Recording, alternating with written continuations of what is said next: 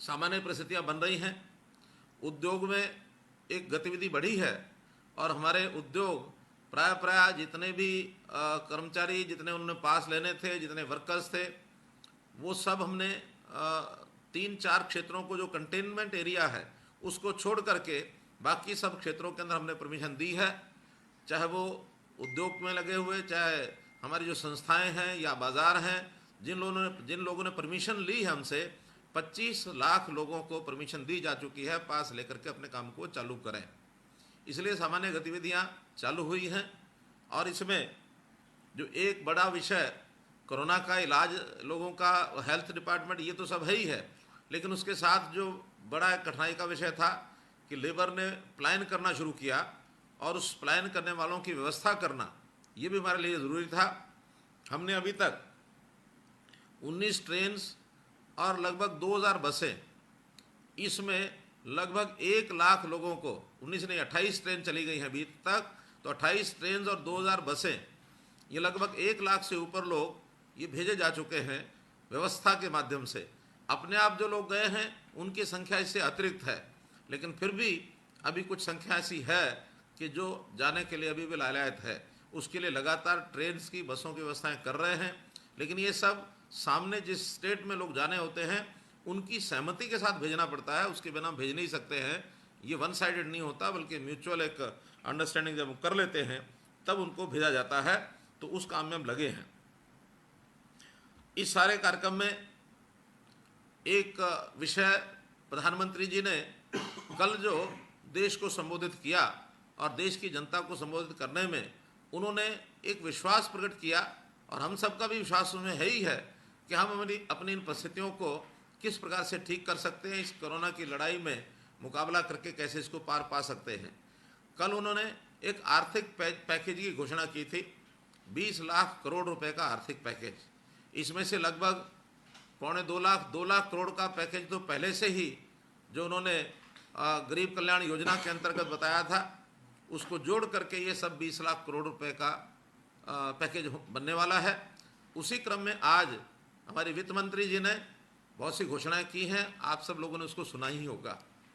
उसमें मुख्य रूप से आज जो जिन बातों पर फोकस था वो था जो छोटा उद्योग है हमारा, लघु उद्योग, कुटीर उद्योग, एमएसएमईज, ये जो उद्योग है, इस उद्योग में क्योंकि बहुत बड़ी संख्या वर्कर्स की, मजदूरों की इसमें लगती है और बहुत जनता इसके ऊपर उनकी आजीविका निर्भर है, तो इसको बड़ा पैकेज दे करके, और उन्होंने जो योजनाएं बताई हमको, जैसा उन्होंने सीधा 3 लाख करोड़ रुपए का तो कोलेट्रल फ्री ऑटोमेटिक बिजनेस और ऑटोमेटिक लोन्स, ये जो उन्होंने एमएसएमई के लिए घोषणा किया है, और इसमें भी अगले 12 महीने तक उन लोन्स का मॉरिटोरियम रहेगा, कोई उनको रिफंड नहीं करना पड़ेगा। उसके बाद 4 साल तक का ये लोन होगा, इसके बाद ही उनको अपनी वापसी लोन की ये करनी होगी।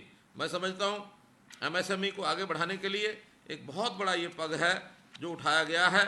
इसी में कुछ एमएसएमई को स्ट्रेस्ड कैटेगरी में रखा गया है कि बहुत दबाव में आकर के उनके सारे सिस्टम, बहुत छोटा जिनका सिस्टम होता है, वो अपनी सारी पूंजी को भी शायद खर्च चुके होंगे या कोई ना कोई दबाव में होंगे, तो उनके लिए अलग से कोई एक कैटेगरी बना करके 20,000 करोड़ रुपया उनके लिए अलग से रखा गया है, जिसमें 2 लाख एमएसएमईज इनको सबको लाभ मिलेगा। साथ ही जो ऐसी एमएसएमईज हैं जिनका पोटेंशियल ग्रोथ का बहुत अधिक है और वायबल हैं, जिनको गति से आगे बढ़ाया जा सकता है, उनका स्पेशल पैकेज एक 50,000 करोड़ रुपए का ये अलग से भी एक जारी किया गया है। तो मुझे लगता है कि कई प्रकार की जो कैटेगरीज बनाई हैं वो सब जानकारी आपको है ही है। एक बड़ा जो महत्व का विषय है कि एमएसएमईज का जो कैटेगरीज हैं उनका जो चेंज किया गया है, उनका प्रकार चेंज किया गया है, उनका साइज जो बदला गया है। माइक्रो जो पहले 25 लाख रुपए तक की इन्वेस्टमेंट थी, अब वो माइक्रो की 25 लाख रुपए से कम की जो इन्वेस्टमेंट है उसको माइक्रो, पहले कितना था, अब उसको 1 करोड़ कर दिया गया है। और इसी प्रकार से स्मॉल पहले 5 करोड़ रुपए से कम की इन्वेस्टमेंट थी, अब वो 10 करोड़ कर दिया। मीडियम 10 करोड़ से कम थी, उसको 20 करोड़ रुपया कर दिया है। इसी प्रकार इनकी जो सेवाएं हैं उसका भी कितना इतना टर्नओवर है, उस टर्नओवर को भी बदला गया है। अर्थात पहले जो इनके साइज थे, जो लिमिट्स थी, उस लिमिट्स को बढ़ा करके डेफिनेशन चेंज कर दी गई है। एक इससे और महत्वपूर्ण बात जो की गई है कि 200 करोड़ रुपए तक की जितने भी टेंडर्स हैं वो सब अब ग्लोबल टेंडर ना होकर के केवल नेशनल टेंडर ही होंगे, ताकि 200 करोड़ रुपए तक के सामान को हम अपने देश की ही कंपनियों से खरीदें। इसमें ग्लोबल टेंडर्स को एक प्रकार से प्रोहिबिट किया गया है। इसके अंदर जैसे कल उन्होंने कहा था लोकल और वोकल, अर्थात मेक इन इंडिया, इसके ऊपर जोर देने का एक बहुत बड़ा एक ये प्रावधान किया गया है। इसी में से हमें लगता है कि अपना भारत ये आत्मनिर्भर होगा, और आत्मनिर्भरता अगर हो जाती है हमारी तो हम विश्व की एक शक्ति के रूप में उभरने वाले हैं। ये एक बहुत एक बड़ा इसमें काम किया गया है। एमएसएमईज के जो प्रोडक्ट्स हैं मार्केट में भी उसको ई मार्केट लिंकेज, ये विषय भी अपने आप में महत्वपूर्ण है। फिर मजदूरों के लिए ईपीएफ की योजनाएं भी बताई हैं कि वो ईपीएफ 10%, 12% की बजाय 10%, और कुछ लोगों के लिए तो अभी 3 महीने के लिए एग्जम्प्ट भी किया है कि 3 महीने के लिए एग्जम्प्ट करके और ईपीएफ को उनको नहीं भरना पड़ेगा। सरकारी कर्मचारियों की भी योजनाएं हैं। एनबीएफसी अर्थात नॉन बैंकिंग फाइनेंशियल इंस्टीट्यूशंस, इनका भी हालांकि प्रदेश से सरकार का इसमें कोई बहुत बड़ा महत्व योगदान नहीं है, ना उसमें कोई गतिविधि है, ये केंद्रीय स्तर के ऊपर ही सब होने वाली हैं। डिस्कॉम्स, हमारी बिजली कंपनियां, जो कि जितना भी एंटरप्रेन्योरशिप है वो सब बंद होने के कारण से एक बहुत बड़ा लोड डिस्कॉम्स के ऊपर पड़ रहा था। हमने उसमें छूट भी दी है कुछ एमएसएमईज को कि जो फिक्स चार्जेस हैं 25% हमने उसके माफ़ किए हैं, और बिल्स भी अब लगभग 3 महीने के बिलों की पेमेंट वो हो नहीं रही है। एक अच्छा कदम है केंद्र सरकार की ओर से कि उनको उनकी व्यवस्था को ठीक बनाए रखा जाए। तो 90,000 करोड़ रुपए की लिक्विडिटी ये डिस्कॉम्स की बनेगी, ताकि डिस्कॉम्स भी अपना काम ठीक से गति से चलाते रहें। ये एक विषय। कंट्रैक्टर्स को रिलीफ दिया गया है। ये हम पहले भी हरियाणा में कर चुके हैं कि 3 महीने के लिए उनका जो टाइम पीरियड है उसको हमने 0 पीरियड कर दिया था कि जिस भी किसी की टाइम लिमिट इस कोरोना पीरियड में आ रही है तो उसको 0 टाइम मान करके 0 टाइम लिमिट, उतने ही दिन, जितने दिन कोरोना में उनका कॉन्ट्रैक्ट का पीरियड होगा उसको उतने दिन के लिए कोरोना के बाद ये बढ़ा दिया जाएगा, ताकि उनको किसी प्रकार की कठिनाई ना आए। रियल एस्टेट के लिए भी कुछ रेरा में रजिस्ट्रेशन की छूट दी गई है। टीडीएस, टीसीएस रेट इनमें रिडक्शन की गई है। डायरेक्ट टैक्स मेजर्स और जो हमारी रिटर्न्स भरने की तिथियां हैं वो भी बढ़ाई गई हैं, ताकि किसी को भी तकलीफ ना हो कि उसको टाइमली रिटर्न अपनी भरने में जो कठिनाई है उसमें भी कहीं 2 महीने कहीं 3 महीने का ये एक डेट को एक्सटेंड किया गया है। और मैं समझता हूँ आज तो केवल पहला दिन था इस 20 लाख करोड़ रुपए के पैकेज में घोषणा का, अभी 2 दिन लगातार और होना है। इसमें काफ़ी ऐसे सेक्टर्स, कैसे कैटेगरीज बच गई हैं जिन कैटेगरीज के लिए कल में और परसों में कुछ और घोषणाएं होंगी, वो भी अपने सामने आएंगी। मित्रों, हाँ, 5.5 लाख करोड़ रुपए का आज तक हुआ है, टोटल 20 लाख होना है। ठीक, हमारे वित्त सचिव जी बता रहे हैं। तो इस नाते से हम लोगों ने बहुत से ऐसे प्रदेशों के साथ जब अपने प्रदेश की तुलना की, बहुत से हम वीडियो भी देख रहे हैं कि बाहर जा करके जो लोग यहाँ से माइग्रेट करके मजदूर गए हैं, वर्कर गए हैं, तो उन लोगों ने वहाँ जा करके हरियाणा का जो बखान किया है वो काफ़ी सुखद है कि हम बहुत सी व्यवस्थाएं अपने यहाँ गरीब लोगों को, मजदूरों को जो आर्थिक सहायता देनी थी, जो उनको भोजन के लिए पैकेट, राशन पैकेट ये सब देने थे, ठीक प्रकार से हम चिन्हित कर पाए। यहाँ एक उल्लेख करना चाहूँगा कि प्रधानमंत्री जी ने भी कल अपने उसमें भाषण में कहा कि हमको अपने रिफॉर्म्स कुछ करने होंगे। आज समय के हिसाब से जैसा अभी कितना लंबा चलता है, हमको अपना लाइफस्टाइल चेंज करना होगा। लाइफस्टाइल चेंज करने के लिए आज टेक्नोलॉजी का सहारा ये बहुत ज़रूरी हो गया है। हम मानो आज बैठ के प्रेस कॉन्फ्रेंस कर रहे हैं तो टेक्नोलॉजी के सहारे के कारण से ही कर रहे हैं। इसी प्रकार समाज में भी सब व्यवस्थाएं टेक्नोलॉजी के कारण से हमको ठीक करनी पड़ेंगी। हालांकि हमारा विश्वास तो पिछले 5 साल में भी लगातार ये बना रहा कि हम जितनी टेक्नोलॉजी से व्यवस्थाएं बना लेंगे उतना भ्रष्टाचार को ख़त्म कर देंगे, पारदर्शिता आएगी और उतना ही एक समान रूप से हर किसी को व्यवहार मिलेगा, भेदभाव नहीं होगा, चाहे हमारी भर्तियां थी, चाहे हमारे ट्रांसफर्स थे, चाहे और प्रकार के नीचे तक की सारी बातें। अभी इस 3, 3.5, 4 बल्कि 6 महीने हो गए अब तो, इस 6 महीने में 2 महीने का कोरोना का पीरियड इसमें आ गया, हमने टेक्नोलॉजी का बहुत सारा लिया। हमारी जितनी टेक्नोलॉजी की व्यवस्थाएं थी उसी के अंदर हमने जो प्रोक्योरमेंट है, मेरी फसल मेरा ब्यौरा, ये हमारा साल भर से चल रहा था, इसमें भी सुधार करके और इस बार सारी फसल मेरी फसल मेरा ब्यौरा के पोर्टल के माध्यम से किया गया। हमने नीचे गरीब आदमियों को सहायता पहुंचाने का काम, यानी जितनी एक एक व्यक्ति की पहचान करके लोकल कमेटीज हमने बनाई, 20,000 ऐसी लोकल कमेटीज के सर्वे के माध्यम से हमें जानकारी मिलती थी कि इस घर में राशन की आवश्यकता है, इस घर में इसका कार्ड नहीं बना हुआ तो इसको डिस्ट्रेस राशन टोकन देना होगा हमको, या पैसे पहुंचाने होंगे, ये गरीब आदमी है इसका काम रुक गया है। तो सारी जानकारियां लेकर के, और जो पहले से हमारे पास जानकारियां थी, मुख्यमंत्री परिवार समृद्धि योजना, परिवार पहचान पत्र, ये सब बनाकर, और आपकी जानकारी के लिए हमने 16,20,000 लोगों तक इस समय तक 3,000 रुपये से लेके 5,000 रुपये तक की राशि पहुंचाई है। इसमें और एक 4-5 लाख लोग हैं जिनका अभी प्रोसेस में चल रहा है, उनको भी ये सारी योजनाएं, इसका लाभ पहुंचेगा, अर्थात ये 20 लाख से ऊपर। कोई सामान्य अगर स्थिति होती तो इन सामान्य स्थितियों में हम 20 लाख लोगों तक पहुंच नहीं बना पाते, और बनती भी तो पता नहीं कितना इसमें घोस्ट बेनिफिशियरी होते, इसका कोई अनुमान नहीं लगाया जा सकता। लेकिन इस बार ठीक पात्र व्यक्ति को, जो डिजर्व करता है, उसी को उसकी सहायता पहुंची है, ये हमको पूरा विश्वास है। इसलिए हमने इसके अंदर जो राशि खर्च की है 619 करोड़ रुपया खर्च कर चुके हैं, और ये 619 करोड़ रुपया इस प्रदेश में सीधा सीधा ऑनलाइन ट्रांसफ़र करना इस 2 महीने में एक बहुत बड़ी बात है। इसको हम आगे भी चालू रखेंगे इन व्यवस्थाओं को, और हमारा परिवार पहचान पत्र का जो प्रोजेक्ट है वो जो पूरा होगा तो इसके बहुत सारे लाभ ये जनता को, गरीब जनता को ही होने वाले हैं। सरकार की व्यवस्थाओं में पारदर्शिता आएगी, और जहाँ कहीं कोई भ्रष्टाचार होता है उसको भी हम इसको समाप्त कर पाएंगे। हमने इसी प्रकार से जो हमारा डिजिटलाइजेशन का कार्यक्रम था उसके अंदर बहुत हमने, जो मैंने ट्रांसफ़र का विषय बता दिया, पीडीएस का सिस्टम ये भी इसी में से निकाला कि पात्र व्यक्ति को ही राशन मिले, राशन नहीं ले पाएगा तो अगले महीने भी उसको राशन मिल सकता है। अभी कोरोना के समय ई पास सिस्टम ये भी हमने डिजिटलाइजेशन में से किया कि कोई भी आदमी अप्लाई करता है, जो कंडीशंस उसकी हैं उस हिसाब से उसको ई पास मिल जाता है, उसको किसी ऑफिस में जा कर के कहीं और पास नहीं लेना पड़ता है, उसको पास वही मिल जाता है।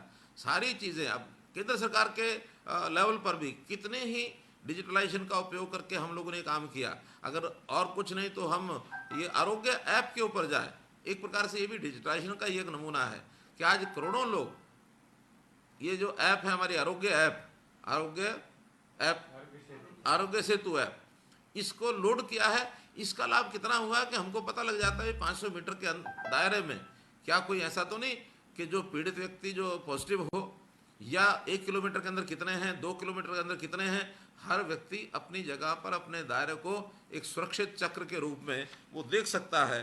टोल फ्री नंबर, हमारे जितने कंट्रोल रूम हैं, प्रतिदिन जितनी हमारे पास आज भी लगभग 8 से 10,000 कॉल्स ऐसी आती हैं जो हर दिन जिसको कौन सी तकलीफ है, पीड़ा है, वो सारी डिस्ट्रिक्ट वाइज पहुंचती हैं। एक एक व्यक्ति को फ़ोन करके पूछा जाता है कि आपकी जो तकलीफ हो दूर हुई कि नहीं हुई। इस प्रकार से ये सारे ऑनलाइन सब सिस्टम चल रहे हैं। मेरा कहना यह है कि जो प्रयत्न हमने पिछले 5 साल किए, उन प्रयत्नों का लाभ हमको भरपूर इस कोरोना के समय हुआ है, और इसके लाभ को देखते हुए आगे भी ये सब चीज़ें इनको हम चालू रखेंगे। एक विषय जो है वो है हमारे किसान से जुड़ा कि हम लोग जो प्रोक्योरमेंट कर रहे हैं, इसके ऊपर बहुत सी चर्चाएं मीडिया में चल रही हैं, सोशल मीडिया में चल रही हैं। विपक्ष के लोग बहुत अपने आप को ये मान करके कि जैसे बहुत बड़ा एक विषय उनके हाथ लगा हो, जब उनके पास किसी प्रकार का मुद्दा नहीं होता तो कोई ना कोई निकाल करके लाएंगे, उसी में से उनको लगता है कि बहुत बड़ी चीज़ हमको ये मिल गई है। हालांकि वो अपनी बातें उस समय की भूल जाते हैं जब गेहूं या सरसों या बाजरा, ये चीज़ें, गेहूं तो चलो खरीदते ही थे क्योंकि एफसीआई में सारा जाना होता है, उन्होंने बाजरा और गेहूं कभी खरीदा नहीं। हमने बाजरा, गेहूं ये सब खरीदा, और अगले बार के लिए हमने ये भी घोषणा की है कि मक्का, दालें, ये भी सब जितनी पैदा होंगी इन सबको हम एक एक दाना प्रोक्योर करेंगे। एमएसपी से रेट, अगर मार्केट रेट ऊपर है तो अपने आप मार्केट में बिकेगा, नीचे है तो सरकार उसका प्रबंध करेगी खरीदने का, और हम ये जो घाटा होता है भावांतर भरपाई योजना के अंतर्गत, ये किसान को घाटा नहीं होने देंगे, सारा खरीदेंगे। जहाँ तक इस बार जिस बात को वो मुद्दा कहते हैं, बहुत बड़ा मुद्दा उनके हाथ लग गया, वो है किसान की पेमेंट देरी से क्यों हो रही है। मैं मानता हूँ कि जितनी घोषणाएं हमने पहले की थी, किसान का जो पेमेंट है वो समय से होना चाहिए। समय से न होने के उसके जो कारण हैं, मुख्य कारण ये है कि इस बार आड़ती, सरकार, किसान और जो कोरोना भी साथ में जुड़ गया, कोरोना के कारण से डिसेंट्रलाइजेशन ऑफ प्रोक्योरमेंट प्लेसेस, मंडियां, परचेज सेंटर ये ज़्यादा बनाना, इन सारे विषयों को लेकर के कुछ समय ज़्यादा इसलिए लगा कि हमने एक प्रोसेस जो बनाई है किसान के लिए पेमेंट देने की, कि जितना पैसा किसान का है मंडी में जाकर जितना उसको आड़ती को देना है, उसका माल बेचते हुए अपना एक कंसेंट दे दे कि ये मैंने किसान को, आड़ती को पैसा देना है मंडी में अपनी फसल बेच करके, और आड़ती वो पैसा उतना रोक लेगा, बाकी पैसा वो किसान के खाते में सीधा डालेगा। इसमें हमारे आड़ती बंधुओं का थोड़ा सा विरोध भी था, लेकिन हमने उनसे बातचीत करके उनको मनाया। बैंकों से प्रोसेस, ट्रांसपेरेंट प्रोसेस कैसे बन सके, इसके लिए भी उनको मनाने में हमको थोड़ा समय लगा, देरी लगी, क्योंकि बैंकों का भी थोड़ा रेसिस्टेंस उसमें था। लेकिन अंत में ये सारी प्रोसेस अब तय हो गई है कि माल बिकता है, बिकने के बाद एजेंसी जो हैं, जे फार्म, आई फार्म बनने के बाद एजेंसीज उनको पैसा जो है भेजती हैं, और किस आड़ती अपना पैसा काट करके और वापस वो पैसा हमारा एक अकाउंट है, क्या ज्वाइंट अकाउंट, पूल अकाउंट में भेजता है, और पूल अकाउंट से वो पैसा किसान के खाते में जाता है। ये सारी प्रोसेस 7 दिन से 8 दिन के बीच में होना चाहिए, लेकिन प्रोसेस को बढ़ाने में समय लगा। इसलिए बढ़ाने में समय लगने के कारण से पहला जो पेमेंट का लॉट है वो थोड़ा देर से गया है। आज की डेट में लगभग 2000 करोड़ रुपया ये पूल अकाउंट में जा चुका है, और आज सायंकाल तक वो 2000 करोड़ रुपया, कुछ उसमें से चला गया है, लगभग 700 करोड़ रुपया चला गया है, बाकी जो पैसा है वो आज सायंकाल तक फार्मर्स के अकाउंट में चला जाएगा। और ऐसे ही आज 5 तारीख तक की सारी पेमेंट ये सब आड़तियों के खाते में चली जाएगी, जो लगभग 3900 करोड़ रुपया होगी। 3900 करोड़ रुपया और जाने के बाद, और 2000 करोड़ रुपया पिछला, 5900 करोड़ रुपया आज शाम तक आड़तियों के अकाउंट में चला जाएगा, और ये अगले 2 दिन में, 3 दिन में सब किसानों के खाते में चला जाएगा। अगले 5 तारीख के बाद 3-3 दिन का पैसा हर एक दिन में बढ़ेगा, ताकि हम, चूँकि फसल आने के बाद उसके 3 दिन बाद आई फार्म बनता है, आई फार्म कटते ही उसी दिन वो पैसा हमारे यहाँ से आड़ती को जाएगा। आड़ती को 3 दिन में वो पैसा ट्रांसफ़र करना होता है, तो ऐसे 2 दिन का समय और उसमें लगता है। कुल मिलाकर 5 दिन, 6 दिन के अंदर ये किसान के खाते में जाना शुरू हो जाएगा।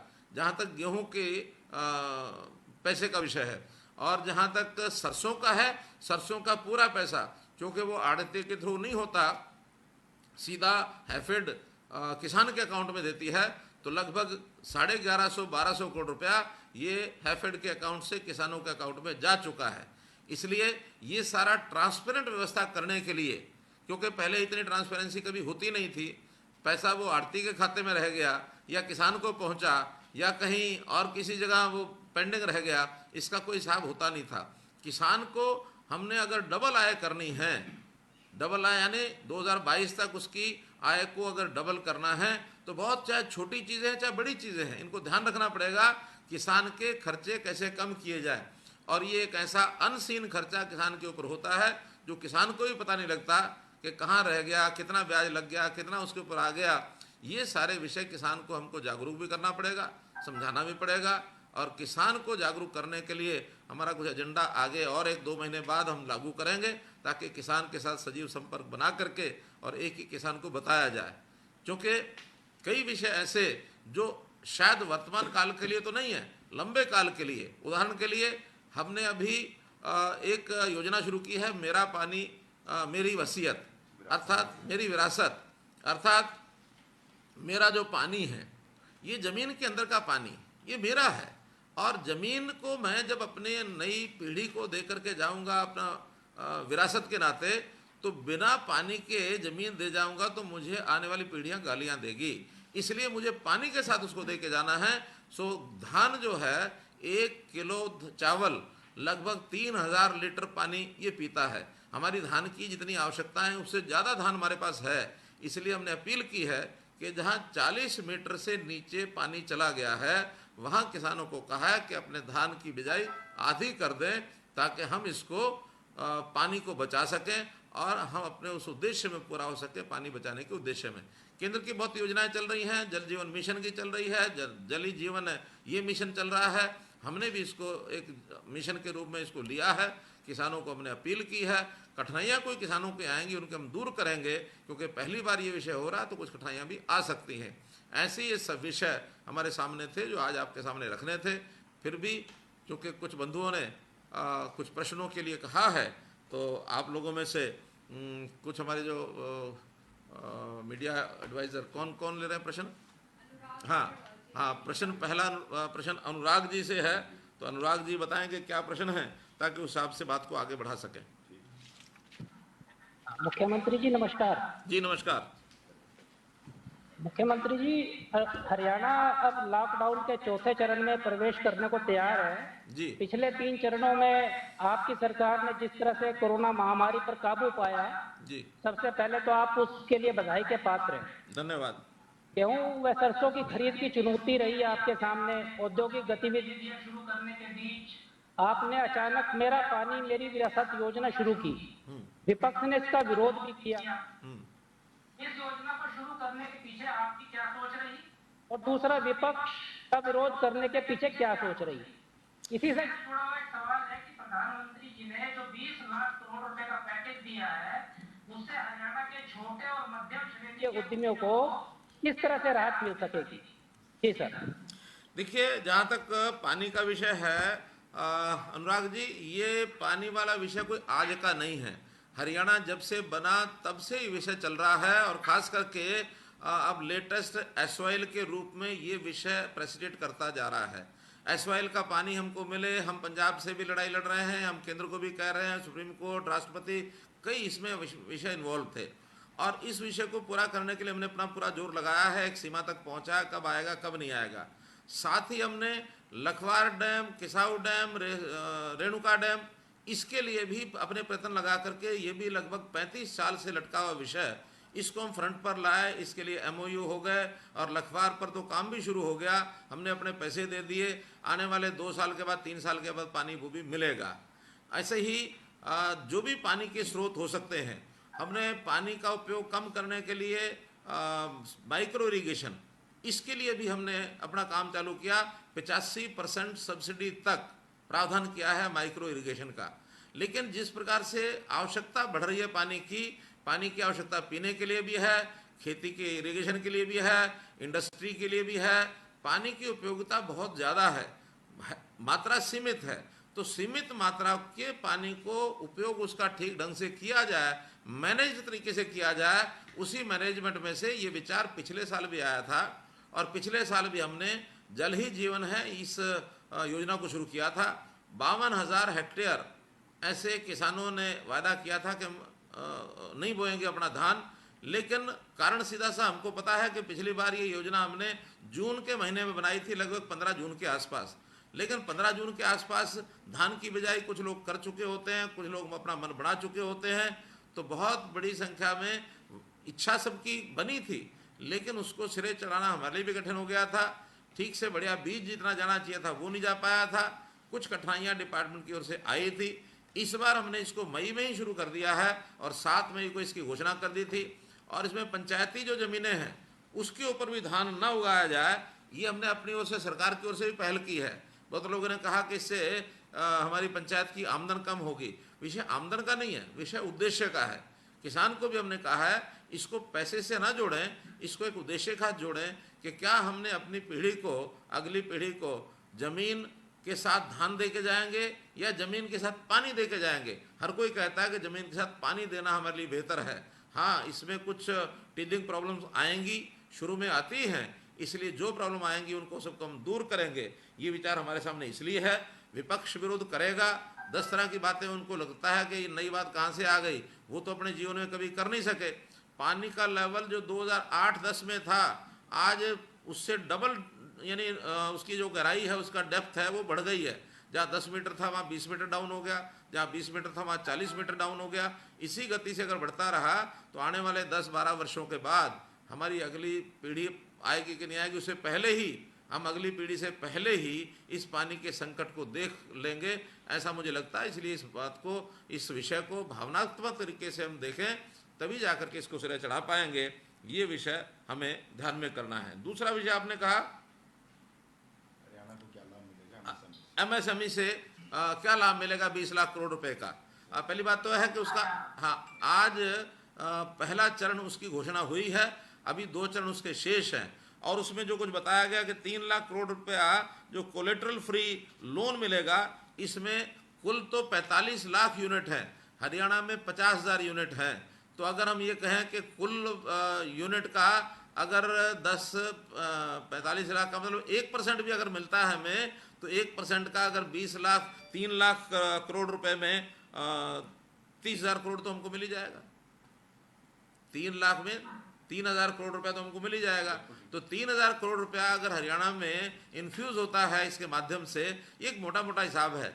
आखिर तो ये डिपेंड करता है कि कितने लोग उस लोन को अवेल करते हैं, कितने आते हैं, लेकिन उसके लिए कोई कोलेट्रल नहीं, कोई उसके लिए गारंटी नहीं। 1 साल के लिए उसके मोरेटोरियम है, आगे 3 साल में उसको वापस करना होगा। तो हमारे इस 50,000 यूनिट को इसका लाभ होगा। ऐसे ही जो इक्विटी इन्फ्यूजन का जो विषय है, उसमें भी 50,000 करोड़ रुपए का जो उसमें इन्फ्यूजन किया जाएगा, 3,000 एमएसएमई को इसमें भी लाभ मिलेगा। और जो 20,000 करोड़ रुपए के सबॉर्डिनेट डेट का विषय है, इसमें भी हरियाणा के 5,000 स्ट्रेस्ड एसएमएसई, इस एमएसएमई इसको लाभ मिलने वाला है। इसलिए निश्चित रूप से इसका जो पोर्शन हमें जो मिलने वाला है, उसका लाभ हमें होगा। कितने लोग अवेल करते हैं उसके ऊपर निर्भर करता है।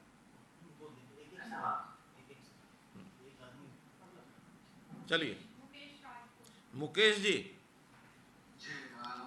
जी नमस्कार। नमस्कार मुकेश जी।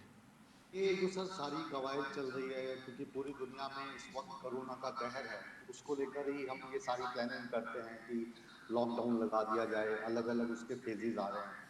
अब जैसा कि कल प्रधानमंत्री जी ने बताया कि जो चौथा लॉकडाउन होगा उसका अलग रंग होगा, अलग रूप होगा। तो उसको जहाँ तक हमें समझ में आ रही है कि अब अधिकतर चीज़ों को खोलने के प्रयास किए जा रहे हैं। आज वित्त मंत्री ने भी इस ओर संकेत दे दिए हैं। तो आपको लगता है, आपके अनुभव के अनुसार, कि कोरोना काल में जिस तरीके से हमने 130 लोगों का ध्यान रखते हुए, उनकी सेहत का ध्यान रखते हुए, उनके जीवन का ध्यान रखते हुए सब कुछ लॉकडाउन कर दिया था, तो क्या ये सही समय है कि लॉकडाउन में ढील दे दी जाए? क्योंकि संक्रमण काल अभी जारी है। फिर कहीं ऐसा ना हो कि जो हमने पिछले इतने दिनों में प्रयास किए, वो सभी प्रयास हमारे इस संक्रमण के काल में धरे के धरे रह जाएं और जो आंकड़ा लगातार बढ़ता जा रहा है उसको कंट्रोल करना मुश्किल हो जाए। देखिए मुकेश जी, ये जो कोरोना का एक बीमारी है, ये एपिडेमिक है इन नेचर, यानी जिसको छूत की बीमारी कहते हैं। और ये जहाँ फैलती है वहीं इसका प्रभाव ज़्यादा होता है। ये बीमारी बहुत अपने आप दूर तक नहीं जाती है। इसलिए अब ये सारे विषय जैसे ध्यान में आए हैं, जहाँ जहाँ कुछ लोग मिलते हैं वहीं उसके आसपास के लोग ही ज़्यादा मिलते हैं। उदाहरण के लिए जैसे हमारे भी 4 जिले इससे प्रभावित हो गए। गुरुग्राम है, झज्जर है, अपना सोनीपत है और फरीदाबाद है। अगर इन जिलों में भी देखेंगे तो पूरे जिले में प्रभाव नहीं है, उसमें भी कुछ इलाके, कुछ बस्तियां, और इसको यदि वहीं तक कंट्रोल कर लिया जाएगा तो बाकी स्थानों पर इसकी ज़्यादा समस्या नहीं आने वाली है। ये अनुभव हम सबको आ रहा है। इसीलिए केंद्र सरकार ने अब ये कहा है, क्या डिस्कनेक्ट तो नहीं चल रहा है? केंद्र सरकार की ओर से जो गाइडलाइंस अब आई हैं कि अब हमने जोनिंग बदल दी है। जोनिंग यानी पहले रेड जोन, ग्रीन जोन और ऑरेंज जोन की जो बात थी, अब ये जोनिंग हो गई है कंटेनमेंट एरिया की जोनिंग। जहाँ कंटेनमेंट एरिया, जहाँ मरीज कोई आया है, जहाँ पॉजिटिव आया है, उसके आसपास के क्षेत्र में। मुकेश जी आवाज़ आ रही है? मुकेश जी आवाज़ आ रही है? आवाज़ कटी है भाई, देखो। मुकेश जी आवाज आ रही है? जी, अब आपकी आवाज मुझे वापस मिली है, बीच में आवाज कट गई थी। हाँ